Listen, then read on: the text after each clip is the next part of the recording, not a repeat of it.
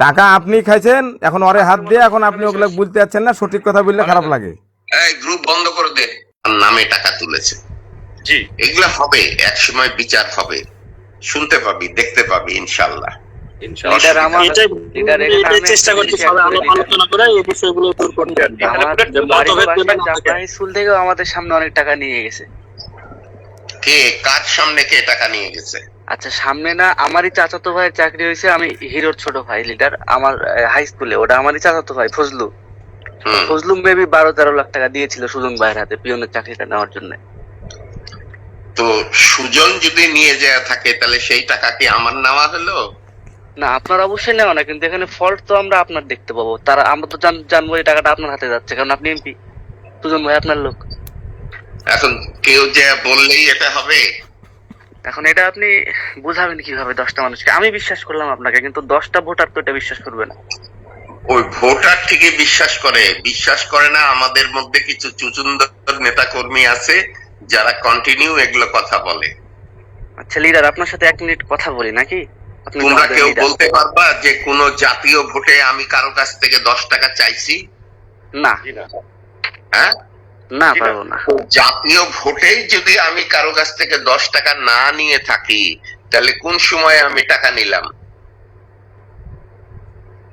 ওই যে আপনার নাম বাংলায় টাকা নিয়েছে, আরেকজন নাম বাংলায় আপনার, এটাই এখন দোষ হচ্ছে আপনার। ঠিক ঠিক। হ্যাঁ, হয়তো টাকা নিয়েছে এবং তারা হয়তো দলেই খরচ করেছে বা করেনি, কিছু টাকা রেখেও দিয়েছে, হতেও পারে। অসুবিধা এইটাই কি? কথা, এইটাই তো সমস্যা। আর ওইখানে বদনামটা আমার হবে কেন? কেউ বলুক তো দেখি যে জাতীয় ভোটে আমার কাছে এসে কেউ 50,000 টাকা দিয়ে গেছে। তাহলে একটা মানুষের ভাব চক্কর দেখলেও তো বোঝা যায়। কেউ কোনোদিন বলতে পারবে যে ফারুক চৌধুরী কাউকে বলেছে 1 প্যাকেট সিগারেট কিনে এনে দে? কেউ কোনোদিন বলতে পারবে যে বলেছে ফারুক চৌধুরী আমার গাড়ির তেল তুলে দে? না না, এগুলা কেউ বলতে পারবে না চাচা। তো এই লক্ষণ দেখলে কি বোঝা যায় না? আলামত দেখলে তো কিয়ামত বোঝা যায়। তো যে 1 প্যাকেট সিগারেট চায় না, যে গাড়ির তেল চায় না, সে কি জন্য লাখ লাখ টাকা চাবে? আর যে নিজের ভোটের টাকা নিজে খরচ করে? যাই হোক, এগুলো আলোচনা করে কোনো লাভ নাই, এগুলো শেষ হবে না কোনো সময়, এগুলো কিছু চলবেই। সাধারণ মানুষ এগুলো বিশ্বাস করে না। ঠিক।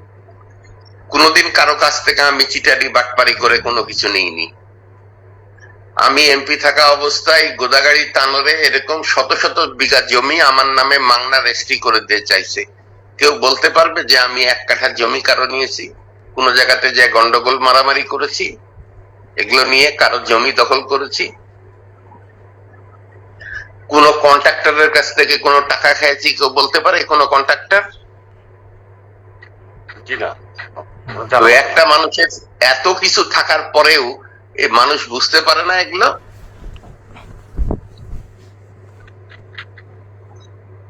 নিজেদের বদনাম করলে গায়ের থুতুটা নিজেদের মুখের উপরেই পড়ে।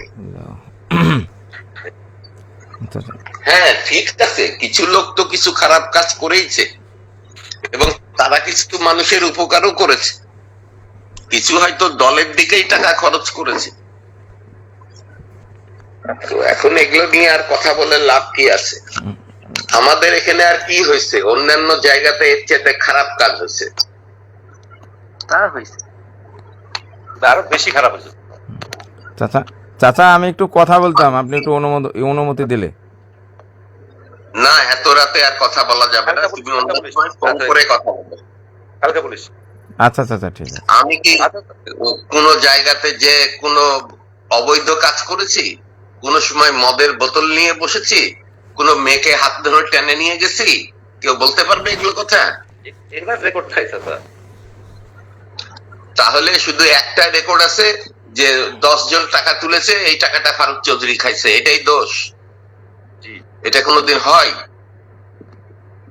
ওগুলা লোকগুলার উপরই তো দায়িত্ব ছিল চাচা আপনার, আপনি তো ওগুলা লোকগুলা দিয়ে তো সংগঠনটা চাঙ্গা করাই থুইছিলেন। এই, তুই কথা বলিস না তো, থাম। তোর কথা শুনলে আমার বিরক্ত লাগে। চাচা সত্যি কথা বললে খারাপ লাগে চাচা, আমি বুঝি তো, সমস্যা নাই। আমি কি থাম? শুনে পড়িস, তোর অবস্থা কিন্তু একদম খারাপ হয়ে যাবে।